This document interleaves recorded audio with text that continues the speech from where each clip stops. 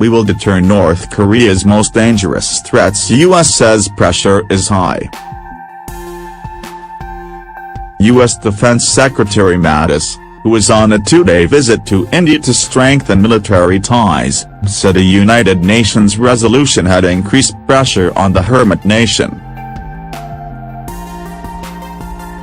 He also said diplomatic efforts to tackle the crisis are continuing, but added the U.S. would be able to tackle any attacks from men. Mr. Mattis said, "We continue to maintain the diplomatically led efforts in the United Nations. You have seen unanimous UN Security Council resolutions passed that have increased the pressure on the North, and at the same time we maintain the capability to deter as most dangerous threats." Earlier today, Russia warned of catastrophic consequences if a military conflict broke out on the Korean peninsula. Russia hit out at America after U.S. bomber jets were dispatched to South Korea, and slammed the approach as a dead end.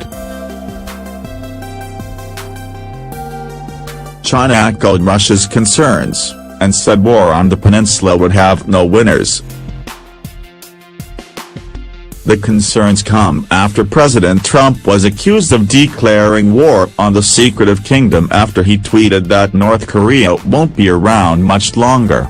North Korea's Foreign Minister Ri Yong-ho responded by saying, "Last weekend Trump claimed that our leadership won't be around much longer and declared a war on our country." Since the United States declared war on our country, we will have every right to make all self-defensive countermeasures, including the right to shoot down the United States strategic bombers at any time, even when they are not yet inside the aerospace border of our country.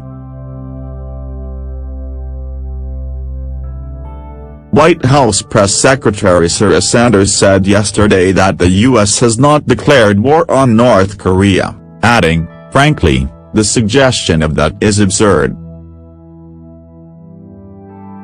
She also said that it was never appropriate to shoot down another country's aircraft in international waters.